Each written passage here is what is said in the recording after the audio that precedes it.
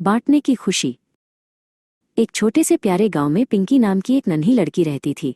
पिंकी को मीठी चीजें बहुत पसंद थीं। चाहे वो गुड़ की डली हो या शहद की बूंद, मीठा देखते ही उसकी आंखें चमक उठती थीं। पिंकी की एक आदत थी, वो अपनी पसंदीदा चीज किसी के साथ नहीं बांटती थी। जब भी उसे कुछ मीठा मिलता, वो छुपकर अकेले ही उसे खा लेती थी। वो सोचती थी कि बांटने से उसकी चीज कम हो जाएगी।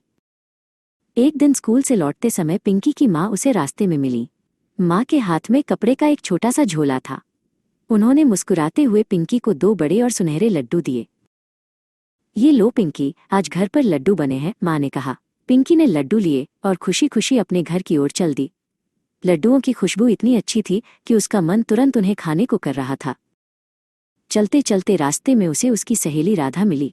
राधा सड़क किनारे एक बड़े पत्थर पर बैठी हुई थी। वो बहुत सुस्त और उदास लग रही थी, जैसे उसका कुछ भी करने का मन न हो।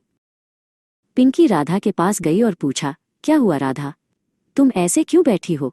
राधा ने धीरे से ऊपर देखा और बोली, आज मैं अपना टिफिन घर पर ही भूल गई और मुझे बहुत जोर की भूख लगी है। पिंकी ने अपने हाथों में रखे उन 2 स्वादिष्ट लड्डुओं को देखा।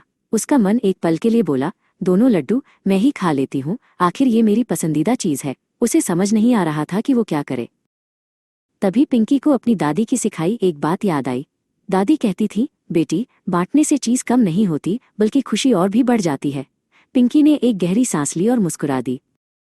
पिंकी ने बिना देर किए एक लड्डू राधा की ओर बढ़ा दिया। लो राधा, तुम ये खा लो, उसने प्यार से कहा। राधा की आंखों में चमक आ गई और उसका चेहरा एकदम से खिल उठा।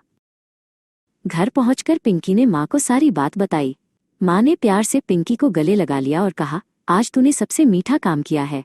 पिंकी ने जान लिया कि जो खुशी दूसरों की मदद करने और बांटने में है, वो अकेले खाने में कभी नहीं मिल सकती।